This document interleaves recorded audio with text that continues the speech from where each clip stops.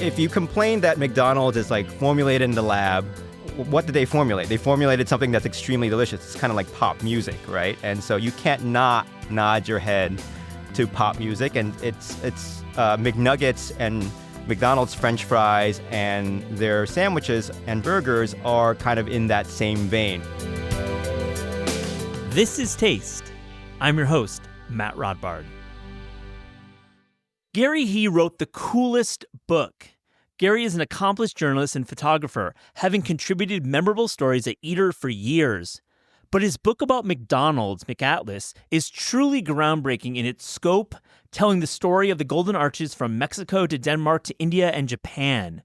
On this episode, we talk about Gary's travels to McDonald's in over 50 countries on 6 continents, and how specialty menu items change with the culture and terroir. It's a fascinating deep dive into one of the world's most iconic brands. And finally, we hear from the multifaceted chef and bon vivant Alexander Smalls as he talks about working with a talented group of chefs to create his new cookbook, The Contemporary African Kitchen, home cooking recipes from the leading chefs of Africa.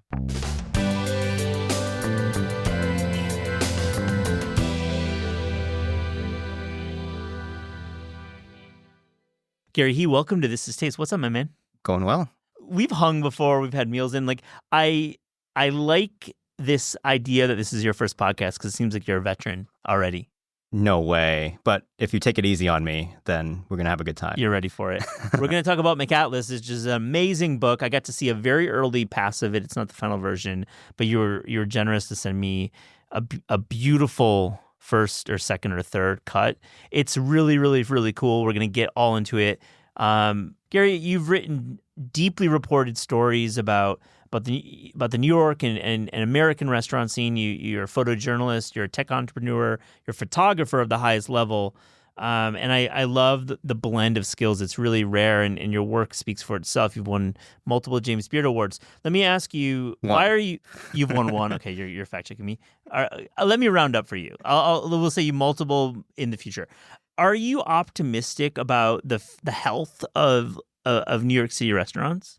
Well, you know what? We have these conversations all the time, right? Those of us in food media, and I think currently we're complaining that there really isn't anything exciting, and the golden era was 5-10 years ago. But I feel like that's an attitude that's prevalent across all eras, right? Like there's always this.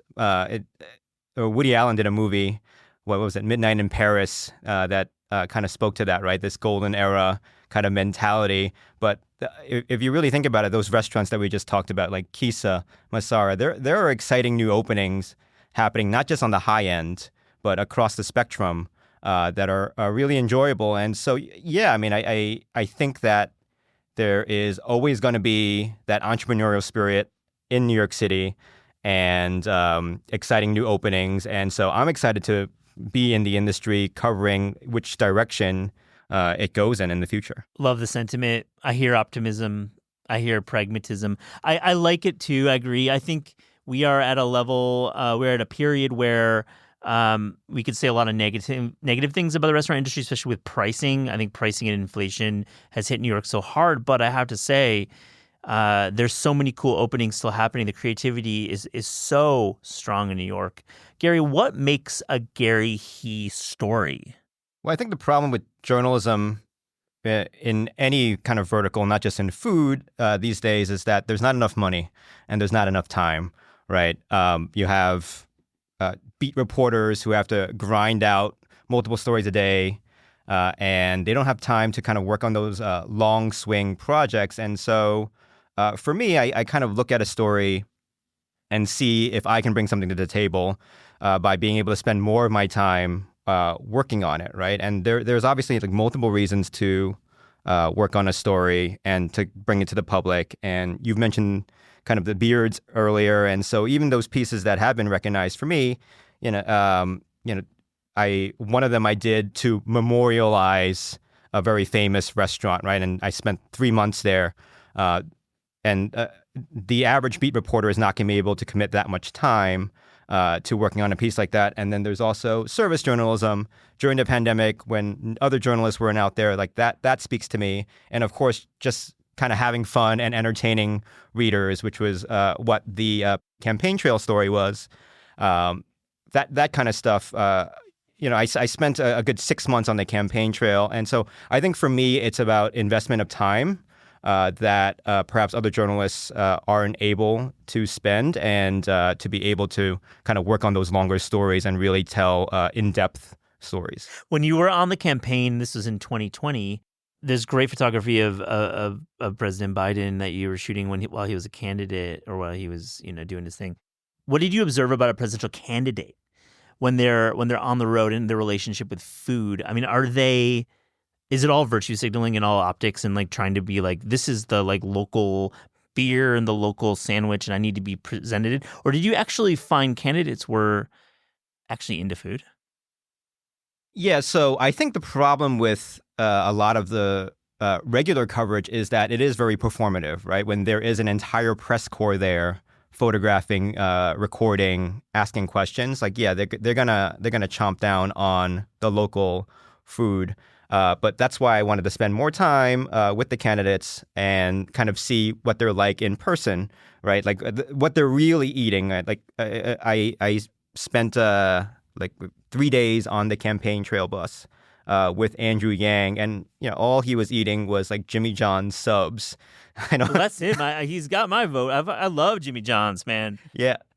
So I don't think that was really performative in any sort of way, similar to like eating corn dogs at the Iowa State Fair, for instance. But I thought that was like extremely authentic, and that's not something you would have seen if you only went to the campaign event in Iowa, right? You really had to kind of ride around with these people and kind of hang out with them. I will say, though, that Joe Biden really does love ice cream, and that is not an act. The man eats ice cream on a daily. What flavors? What was it? Jenny's ice cream? Didn't he say that Jenny's ice cream was his favorite brand of ice cream? But he'll eat anything. I mean, honestly. Ohio, like definitely like one of those states that could go either way. So he's got a little politics. I'm just kidding. Jenny's is a good flavor, a good brand. I mean, were there any like meals that you saw where you're like, wow, that's like a really great call by the candidate?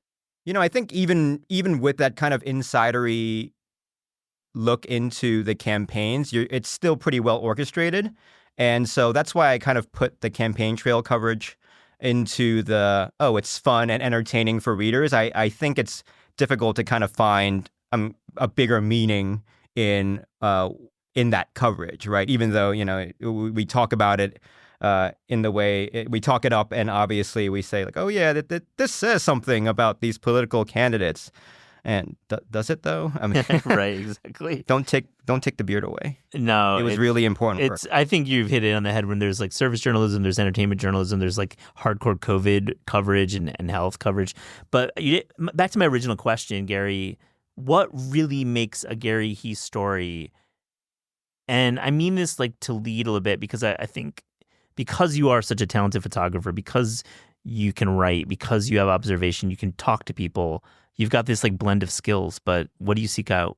I look for stuff that other people aren't doing that is visual, right? I don't know. I don't really see myself as this like great arbiter of journalism, right? And so it's you're not an arbiter. I'm not putting that kind of pressure on you, but I do think you've got incredible respect, myself included, in the industry, and we love the craft. I see a real eye for detail. I see the ability to write leads. I know your editors have something to do with that, but also I just think there's a real inquisitive nature to your writing.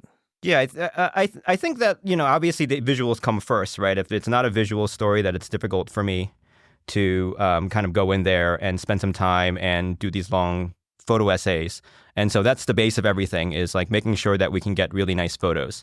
But obviously, there has to be interesting characters like Helen during the pandemic, the way she was running her restaurant, even though she opened 2 days before the pandemic hit. Like those kind of like human stories that kind of like tug at the heartstrings, or that people can kind of relate to a little bit, because I'm sure there are so many stories of that, right, out there. People who they were about to do something big, right? They were going to take a vacation. They were going to retire. And then all of a sudden, like, this thing happens. And so... And they lost everything. You're referring to Saigon Social, yeah, correct? Exactly. And now she's thriving, right? And so I think I think that combination of visual and also kind of compelling character for the interviews, though, if I can find those two things and put them together, then you have like a so-called Gary He piece, I right? love it. Third person is the best. Now, I wanted to ask you these to build up to McAtlas, which to me is your magnum opus so far in your career. McDonald's is the largest restaurant chain in the world with locations in over 100 countries and 6 continents. It's almost 42,000 stores serving in excess of 65 million customers a day to the tune of 130 billion in a system-wide sales. The scale of McDonald's and the penetration of the brand makes this an obvious story. And we're going to get into what you discovered in what I would say is the most original account of this global franchise. First question, though, do you actually like eating at McDonald's? Oh, I really enjoy it, especially overseas, right? And I think people who don't like McDonald's in the year 2024 are like trying to go out of their way to like formulate that opinion because they think it adds to their personality or something like that. I mean, it's delicious, right? Like, if you complain that McDonald's is like formulated in the lab, what did they formulate? They formulated something that's extremely delicious. It's kind of like pop music, right? And so you can't not nod your head to pop music. And it's McNuggets and McDonald's French fries and their sandwiches and burgers are kind of in that same vein, right? They have tested all these recipes and have created an extremely delicious product. And the record shows, right? They are the largest chain in the world with all of those statistics that you just brought up. And so it's not just them pulling the wool over people's eyes and saying like, oh yeah, eat this. It's it's delicious. It actually is delicious, which is why it's so popular around the world. Yeah, anecdotally, I'd say at least domestically, over the past, I would say 5 years, we're talking about just about the time of the pandemic started, the quality got better. Something about the quality of McDonald's, the Quarter Pounders, just like there was like a freshness to it. This is just anecdotally. Am I making shit up, or did they actually change some C-suite folks there and make it actually better? I think it's probably been more than 5 years because I think, in the late 90s, early 2000s, there really was this backlash against fast food and McDonald's specifically, right? You had this movie where a guy ate McDonald's for 30 days in a row. And then you also had this amazing reportage from this writer for the Rolling Stone, right? Who kind of like delved into the nation of fast food, right? And so, the company responds to that. They have been fighting this battle for a really long time against this idea that they're unhealthy, that it's like not good food. And so I think that especially in France, right? Like there were all these protests happening where a guy was like knocking down stores in protest in protest of how bad the food was. And the CEO of McDonald's Europe actually said, you know what, this guy helped us out because he brought to the forefront these issues that we had with the product, and we decided to market it as a local product and also use more and more local ingredients in order to have a better product for our customers. And so the product has improved since the heyday of like the 90s and the 80s of like complaining about, oh yeah, this is like junk food or bad food. That being said, I mean, I don't think I would eat McDonald's every single day, but I enjoy it and I eat it quite often, right? I'm loving that you're into the product. This wasn't just like stunt journalism, and I wouldn't want anyone to think of it as, because it really is a deeply reported work. Gary, let's talk about the scale of the project. I think it may be even understated in some of the initial press you've gotten how much work you put into this book. Talk about the number of countries you went to, how many days you're on the road, and how many actual restaurants you visited. Well, the project kind of started out the project started out in 2018, right? And I was kind of tacking trips to McDonald's stores on the back end of like work trips.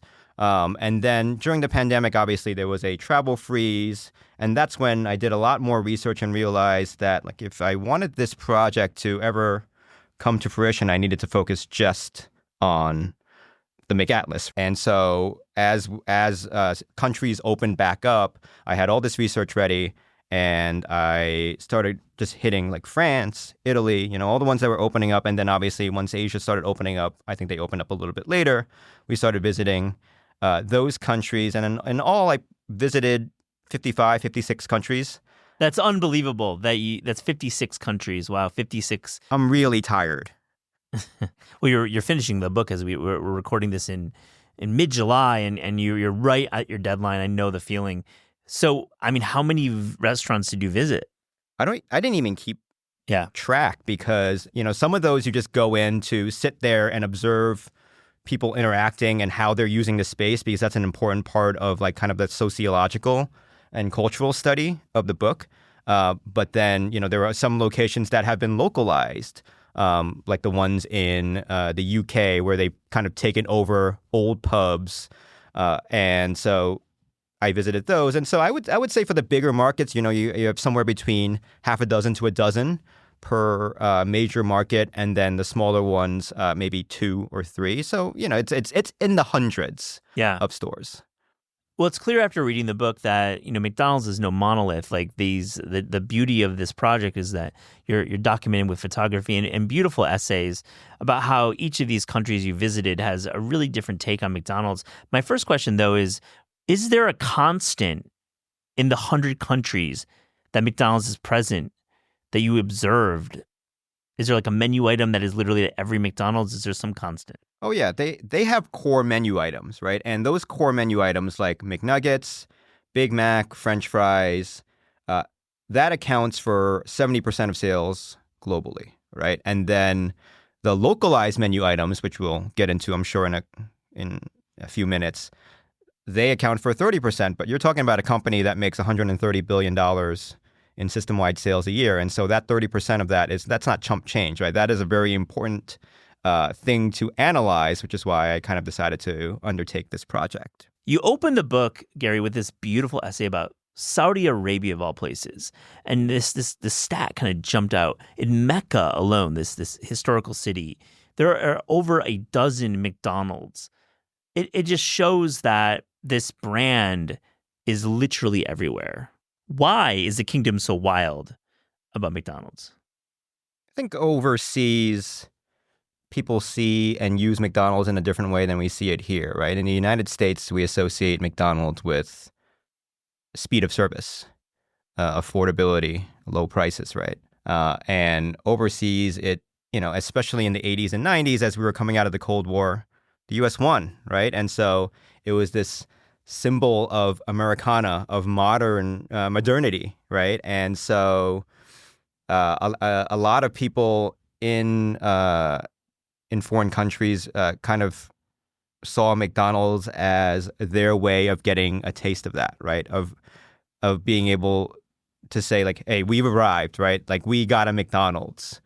I still remember reading this story about the first McDonald's on the eastern side of the Iron Curtain. It was the first McDonald's in Serbia and in Slavia Square. And after that McDonald's had opened, during soccer or football matches between the Balkan countries, because Serbia was the only Balkan country to have a McDonald's, they would chant like slurs about how, disgusting phrases about how they had McDonald's and we were a better country than you because you don't have McDonald's, right? And it was like a Serbia versus Croatia football match where they would be shouting these things at each other about how, Serbia had a McDonald's and Croatia didn't have a McDonald's.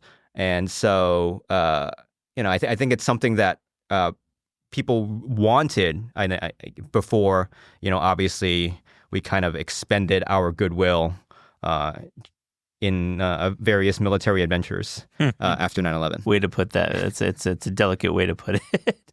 The McBaguette. Let's talk about it. In France, it seems like they take the pride of local McDonald's special menu items to a higher level. And this dish reminded me that actually McDonald's in France has a lot of pop culture references too, noting Pulp Fiction. Is that one of the better countries doing McDonald's? France is the largest market for McDonald's in Europe. It has the most stores out of any European country, and it certainly makes the most money. And they have a nickname for McDonald's there. They affectionately call it McDo. I'm not sure if I did that right, but Sounds good to me. yeah. So they've had localized menu items there for a really long time. I mean, they have the McBaguette, right? They have the croque McDo, which is a play on the croque monsieur, and they also have a rotating line of burgers that have local cheese, right? They have like Roquefort, Camembert. You never know what you're going to get when you walk into French McDonald's, right? But it goes back to this idea that they needed to present themselves after these protests in the late 90s and early 2000s as a local institution. And in order to do that, they needed to have local cheeses, needed to advertise that they had local beef, local bread. And so in that way, the French McDonald's product is extremely interesting, right? And it's worthy of study. And, there's probably about 20 pages of coverage in the book. I love it so much. So what's the McBaguette then? What is that? The McBaguette is a limited time offering that they've brought back a couple of times, including for a promotion for that Netflix show, Emily in Paris. I believe she does like marketing for McDonald's France, where she tries to like advertise the McBaguette. But they served it in stores while that promotion and while that show was running. And it's not a full length baguette. It's kind of like a squat, maybe like a foot in length baguette with beef patties and lettuce, and they have a variety of sausage. They have a Béarnaise steak sauce. Wow! In one version, they have this mustard, and they also sell it in a chicken format occasionally. So they brought it back a couple of times, and so you never know when you're going to be able to get the McBaguette. It took me about 3 visits to France after knowing about the item before I actually got to try it, but it was extremely joyful because it also comes in this sleeve similar to how you would get a baguette from that's a bakery. Beautiful packaging there. Speaking of limited menu items, I have a deep fondness for the Shamrock Shake. It truly has been part of my life since I was 1 or 2. Tell me a little bit about the history of this iconic March staple.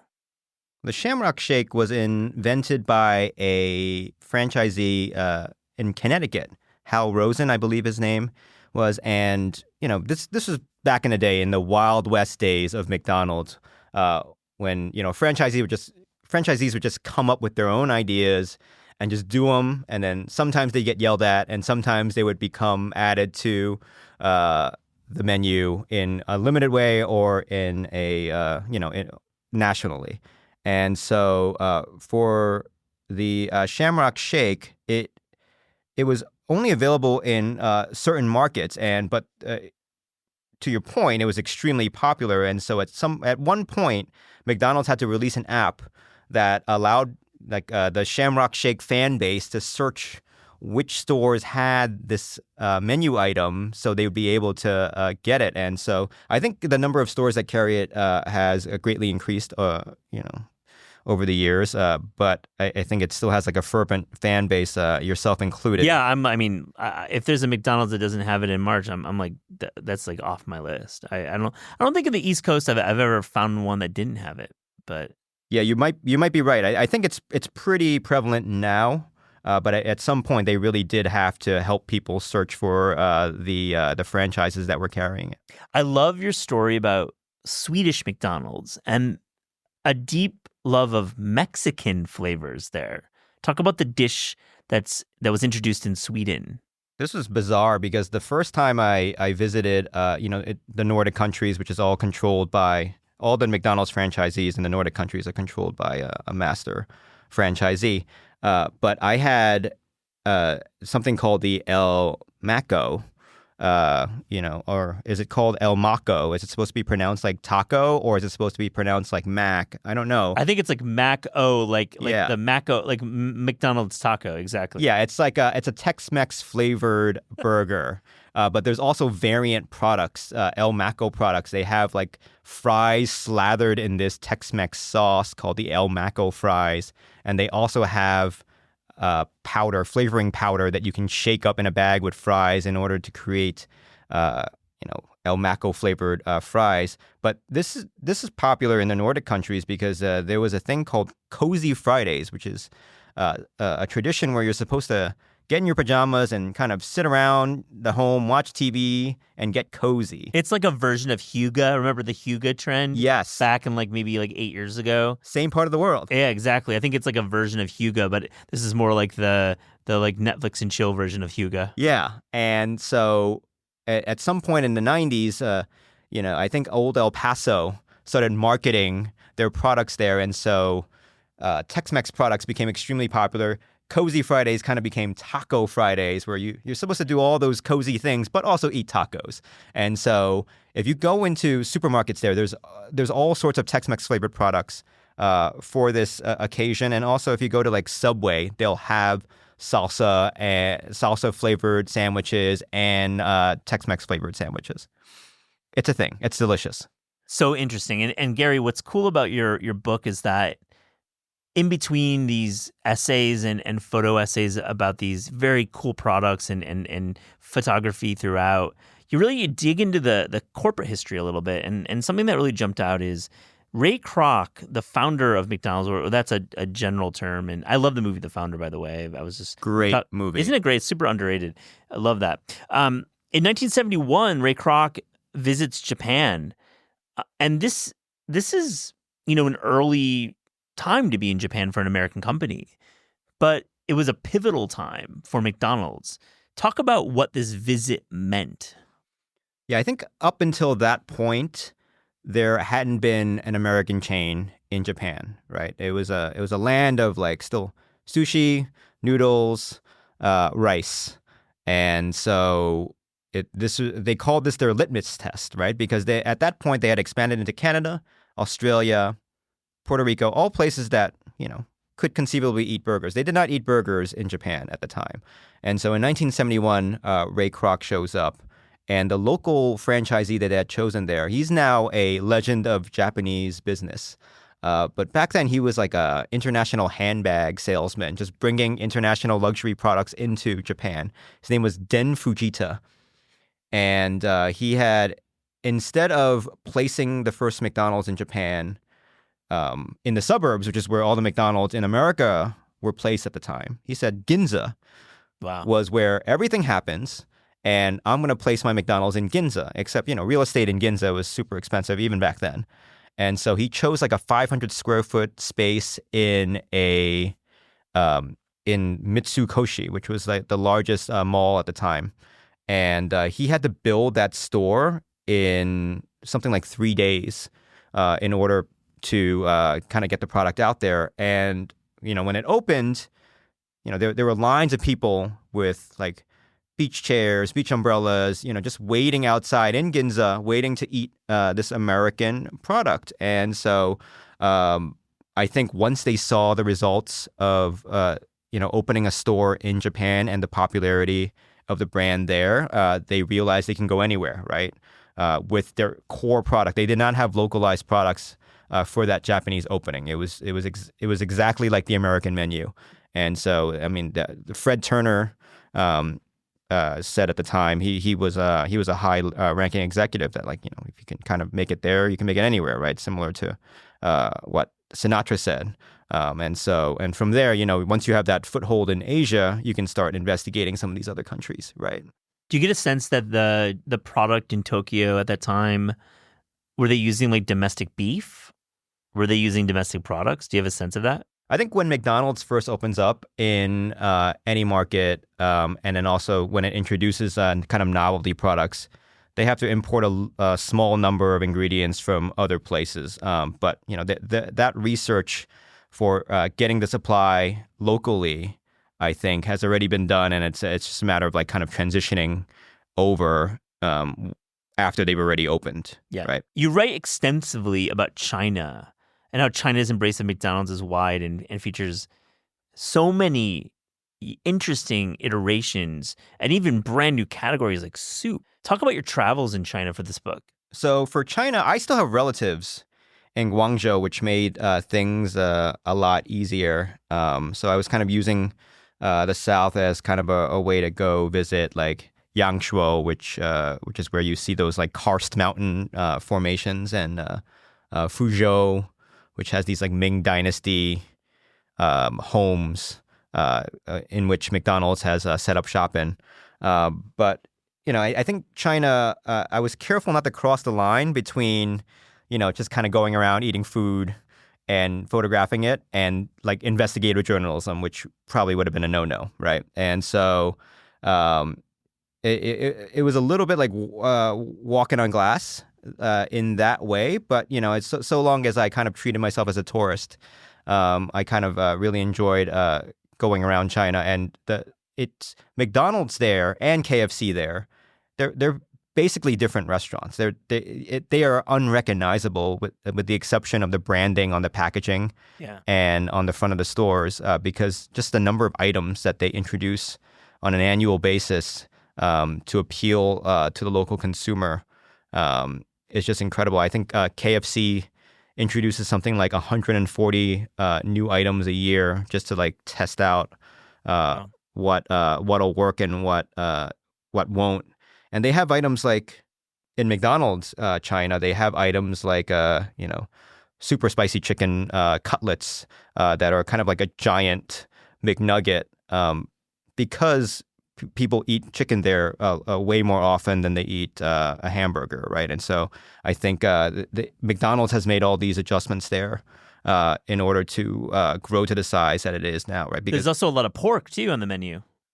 There sure is. I mean, there is even a burger that has German sausages in it, which as I was doing research, I kind of realized that the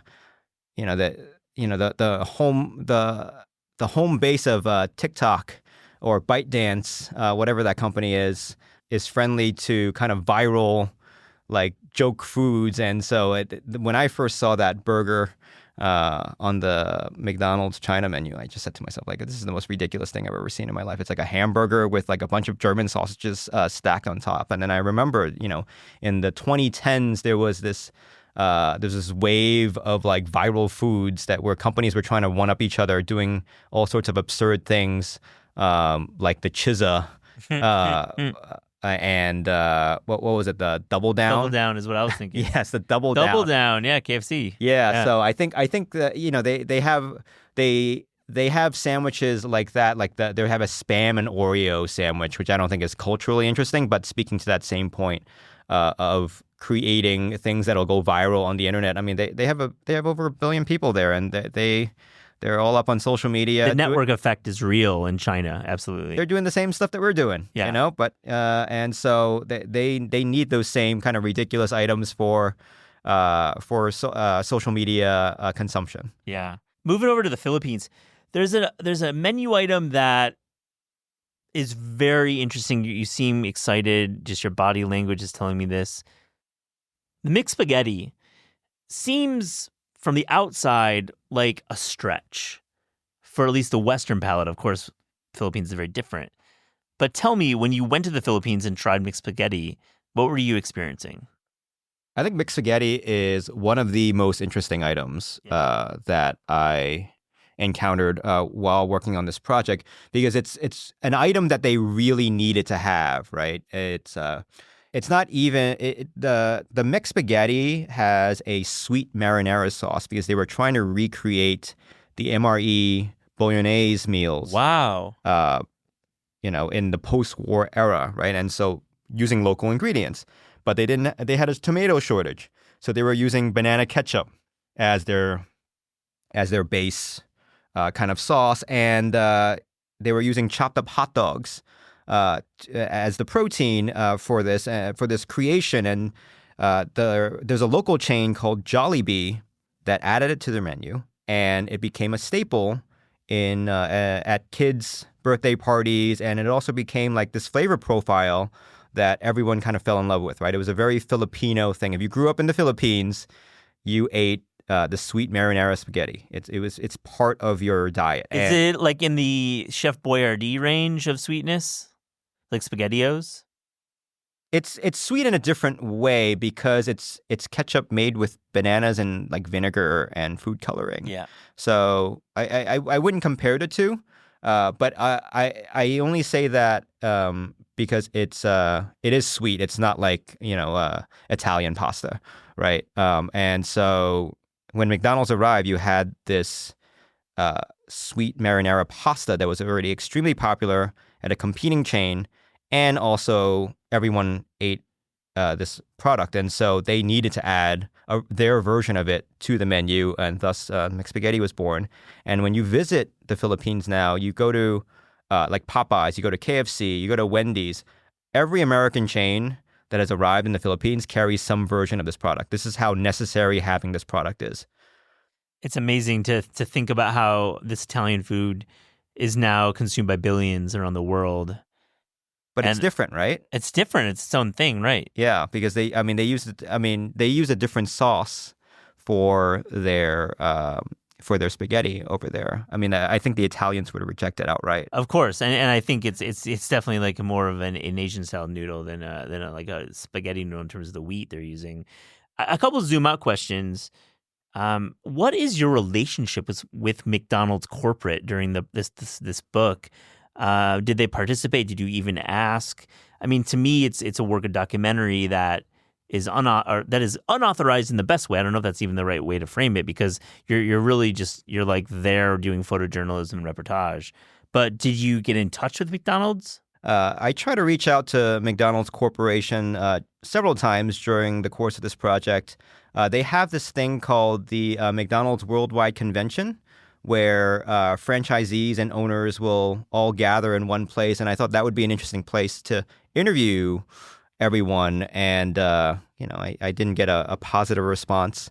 And I've also tried to access their archives many times, and no response. And so eventually I started reaching out to other writers that had worked on McDonald's projects, including Marcia Chatlin, who has this great book called Franchise, The Golden Arches in Black America, which has won a James Beard and a Pulitzer Prize. It's an incredible book.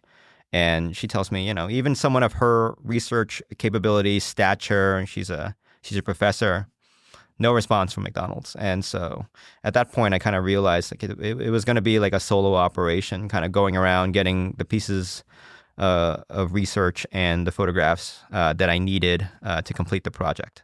Yeah, so you're using some archival in there. I am using no archival. Oh. Every single photo in the book was taken by me because it kind of allows us to get around having to ask for permission. Yeah, good. I'm glad you corrected my point there. Second kind of zoom out question, is there a country where McDonald's is just forbidden, be it by the government or by the population? I wouldn't say forbidden. I mean, there are certainly markets where they have flopped, right? They haven't had success in every single market, like in Iceland, for example. The 2009 financial crisis there made it so they couldn't import the proper ingredients, right? And so they eventually got bought out by a local entrepreneur who basically just opened up his own version of McDonald's called Metro that just had worse ingredients, right? But it was still the same products. They still had like a double-decker sandwich, kids meal. It was all the same. It's McDonald's will never leave this planet because even after McDonald's is gone, its imprint and its DNA will be in all these places. And you see a place like Iceland where it kind of didn't work out, and it's technically McDonald's is still there, right, in spirit. Are there countries where there are no McDonald's that you think in the next 10 years there will be a McDonald's? I mean, they've been talking about bringing a McDonald's to like sub-Saharan Africa, like Nigeria, forever, right? But the problem is with the supply chain, right? It's and securing kind of the produce necessary to keep that going. But I think a restaurant like McDonald's helps in areas where there's a high population density. I mean, it's good for business, obviously, but also it creates these kind of economies of scale, right? It kind of gets local business people in the food sector thinking about, oh, wait, how am I going to supply all this food to all these people, right? And so I think I think that like a place like Nigeria, where there are just really a lot of people, I think that it could open there in the next 10 years. It's cool, Gary, because you think about McDonald's, you think about Starbucks, and really when you get an entry-level job at these restaurants, it's like your training ground for future restaurants and future food projects. They say 1 out of every 8 people in America has worked at a McDonald's. It's America's first job. Yeah. It's amazing to think about how it actually creates jobs and creates opportunities for many people. And I think when you think about it entering a market and then training employees, it's got to be good for the economy and good for the culture in some ways. Yeah, I mean, McDonald's is always going to have its critics, but I think that people don't see all those positives, right? Because I think it's too like nitty gritty in the business side of things. Yeah, it's easy to demonize fast food and trans fats and all that kind of stuff. Of course, yeah. Easy to demonize that without thinking about the other benefits. But we'll leave that for another conversation, another journalist to bring on the show, and we will. Before I get to the last section, just remind listeners how they can pre-order the book. The book is out this fall, and I'm going to, of course, link to it in the show notes. But how do you buy this book, Gary? Currently, it's available on the website, McAtlas.com. Pre-order it. There is a regular edition and then a special edition because the book... Deluxe edition, shall we say? Yeah, I mean, the book is colored or designed to look like a burger. And so there's a version of the book with text on the burger, and there's a version of the book without any text on the burger. Interesting. It's really special looking. Collect both of them if you want. I mean, honestly, buy as many as you can. Support independent publishing, even though I love Penguin. No, we love you too. We think indies are great. We think big boys are great. We're a fan of all books, and we have all sorts of authors, and this is an independent publication that you're creating. So I love that. On This Is Taste, we ask guests about their discerning taste. So to close this interview, here's a little rapid fire, Fast and Furious taste check, McDonald's edition. Gary, are you ready? I hope so. All right. Your favorite American McDonald's item? It's got to be the sausage egg McMuffin. If they had all day breakfast, I would perish. That is definitely my pick too. The ham McMuffin, stop. No way. Gotta go sausage. Your favorite international McDonald's item? It's got to be the egg bulgogi burger in South Korea. Near and dear to your heart, I'm sure. I love that one. It's so delicious. I've definitely had it. It's so delicious. Yeah. I mean, Seoul is wild for U.S. fast food, of course. But I'm not sure if you know, but Seoul is like the center of fast food fried chicken. It's not just like the Korean fried chicken. It's like all styles of Korean fried chicken. And there's a place called Mom's Touch that has the absolute best fast food fried chicken I've ever had. I had to watch myself during this project, so I'm gonna give myself a pause, and then I'll go back in a year or two after my body has recovered and hit up Mom's Touch. Do it. Absolutely, Gary. Your fountain soda order at McDonald's? It's got to be Fanta. Nice, that's a good one. Does McDonald's and Coca-Cola, like those are two massive brands? I mean, is that always going to be a marriage? I think so. I mean, I don't see why they would break up, right? They've been together almost since Ray Kroc took over. Yeah. Right, and it's been kind of like this handshake deal. There's a rumor that McDonald's sends the Coke in these like metal canisters instead of in plastic. It's all all this internet stuff, but why wouldn't they continue serving Coke products? It's the best fountain soda you'll ever find in any restaurant. I'm pretty sure about that. Also, if we're talking about like recognizable brands, like what brand is more recognizable than McDonald's? Like it's Coca-Cola, right? Yeah, and so why would they ever give that up? So where do you actually land on the Shamrock Shake? Do you like it? I try to avoid like the McFlurry and shakes because, I've been to 55 countries Hmm. eating and, testing out fast food. And so, once you know what a certain thing tastes like, especially the ones that have a lot of sugar in it, I try to keep those to a minimum. It makes sense. It makes sense. It's like a little bit of the occupational hazard of doing a McDonald's book is like the sugars. Mm. Yeah. What's the biggest McDonald's menu failure in history? In history, oh my God. I mean, I can tell you the worst item I ate when I was on the road. It was in Australia. They have this potato scallop, which is just a fried kind of potato disc, similar to what they have at the fish and chip shops. But they were trying to serve it at McDonald's, and it was just like under-seasoned and really bad. A 0 out of 10 stars. That's your worst experience while reporting. What was the best experience while reporting? It could be, I know you like the bulgogi burger in Korea, but is there like another version of that where you just had the best experience? I mean, rolling up to the McSki is just incredible because the air is so clean there. Where's it at? The McSki is at a ski resort in Lindvallen, Sweden. And I went in early December before the crowds, before ski season. But the snow had already set in, and so it was like super crisp air and just extremely comfortable. And, you when you do research on these places, you kind of build an idea of what they're going to be like in your head. But like when you roll up to like the really iconic ones, like that plane down in Taupo, New Zealand, or the McSki, or the McBoat in Hamburg, Germany, like you finally see it in person, and you kind of get emotional, right? That you trek so many miles in order to like get a photo of this thing. Yeah, it's got to be super rewarding once you actually see this image that you've seen only online. What about like alcohol at McDonald's? It's you write about in like Germany. It's been there since day one. Is there a lot of alcohol served throughout the world? I think in Europe, I think they have a less puritanical view of drinking. And so even like Portugal, they have beer there, Spain, Italy. I think only in southern parts of Germany still serve beer. And I think the same goes for France. But in Eastern Europe, all the like the Pilsner Urquells and Carlavacos, they're all there being served at McDonald's. What's the most McDonald's you've ever eaten in a day during the reporting of this book?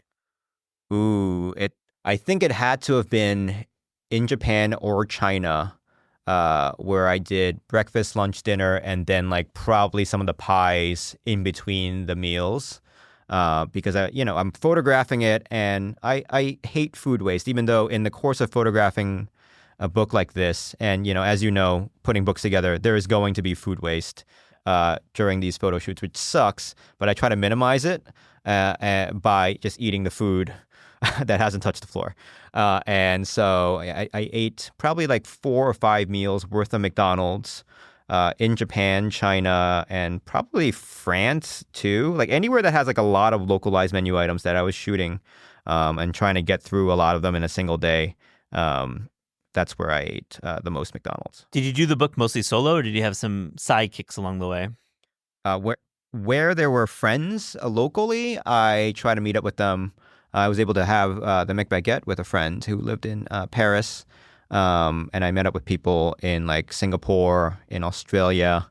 But yeah, it was a solo operation. I got very lonely, and I'm looking forward to like staying put in New York City for quite a bit of time after this. I gotta believe, it's a very solitary process to be traveling so much alone.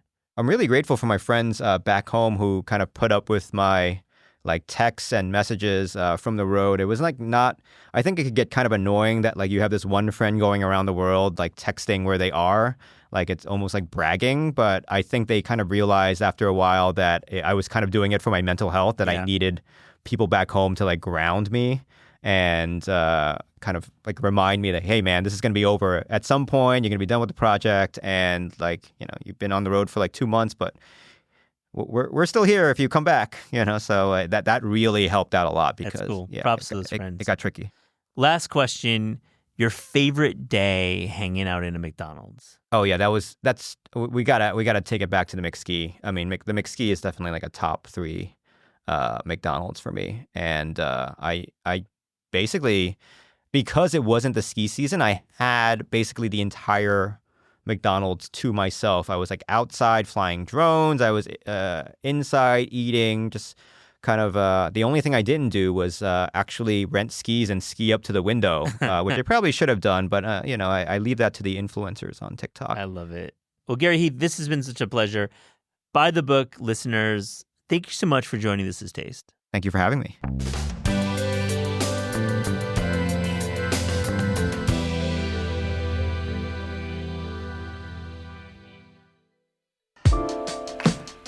My name is Alexander Smalls. I'm a chef, restaurateur, author, culinary activist, and I am the author of the new book, The Contemporary African Kitchen, which I'm very excited to talk to you about.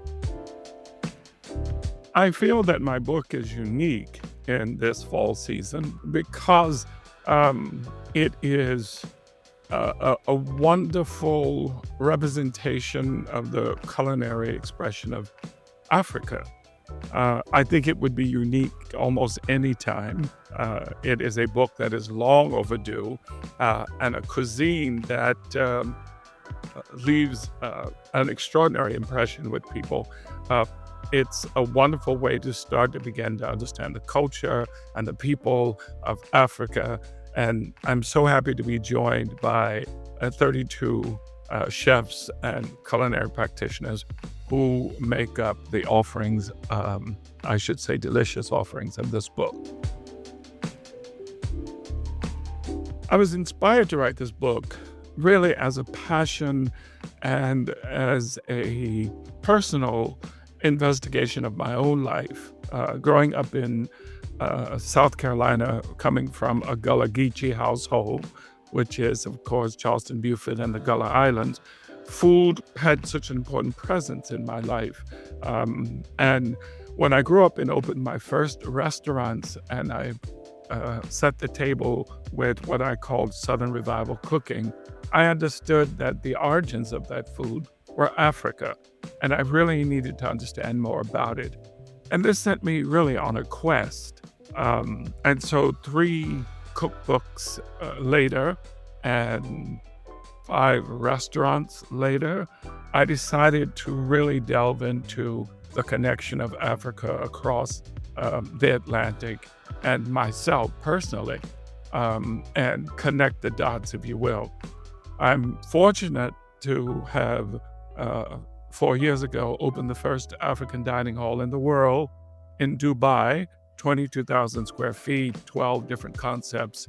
And it really started to help me lay the foundation for the conversation I'm having now and this incredible book. And that really is kind of what sort of lit the fire and got us here now.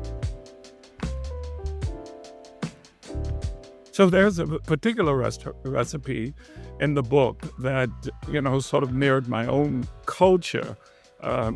Part of the driving passion to do this book was I was always looking for my own personal identity in cultures and in recipes. And one of the chefs in the book spoke about a dish they grew up on and that represented family and culture, sense of place, and also holiday. And it is a lovely shrimp stew dish from Togo. And it reminds me of my father's smothered shrimp and crab meat gravy dish that was always for holidays and occasions. And, it allowed me to realize the similarities and also just the likeness of cultural expressions through food that gave me a sense of pride.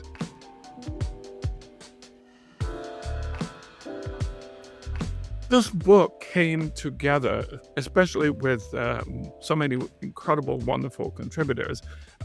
It all came out of research to know more about Africa.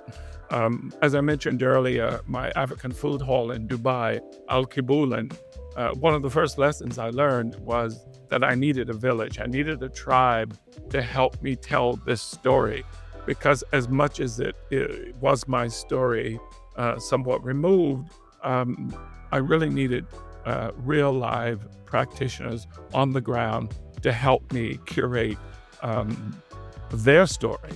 And so the first thing I did was I sought out chefs who had built a real reputation for themselves and culinary excellence, and who were doing extraordinary things, telling their stories, putting who they were on a plate, and helping to elevate the conversation around African food.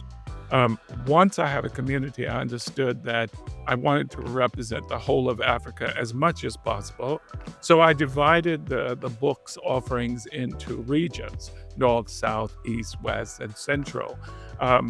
And then my collected group of excellent chefs helped me pollinate those regions. And we started a dialogue of Zoom calls and back and forth. I have a wonderful, wonderful collaborator in a woman by the name of Nina Oduro, whose family is from Ghana. She lives here in America. And she came on board to help me really flush this out. And it was a labor of love. And over the last 18 months, 2 years, we really brought everybody's voice and their culinary offerings together in this amazing collection.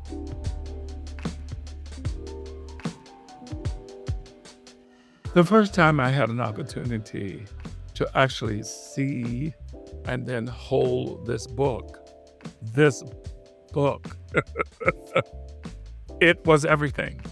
It was the culmination of a whole lot of work, study, conversations, engagements. It also reflected my travels because, in all of these countries I have been, and I have a personal relationship with the culinary expressions of each region, and to feel the gratification of having taken the lead on really making something like this that was so long overdue and so necessary to our cultural expression. It was more than gratifying, to say the least. It was everything. Well, some of the book events, and there, of course, will be a tour or is a tour.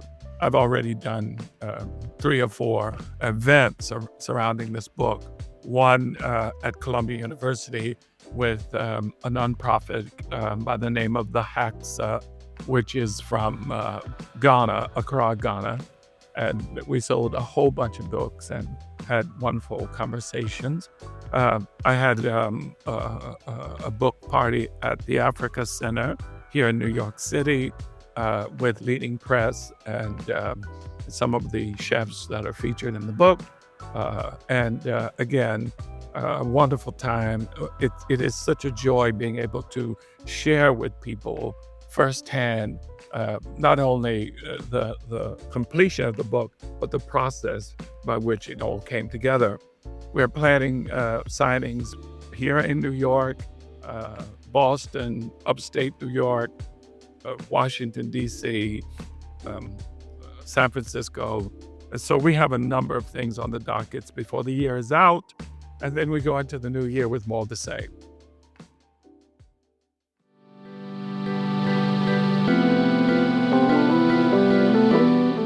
This is Taste is hosted by Eliza Abarbanel and me, Matt Rodbard. The show is produced by Shalia Harris and Pat Stango and edited by Clayton Gumbert. Theme music by Steve Rydell. Visit Taste online at tastecooking.com and make sure to subscribe to our newsletter for updates on all cool things that are happening.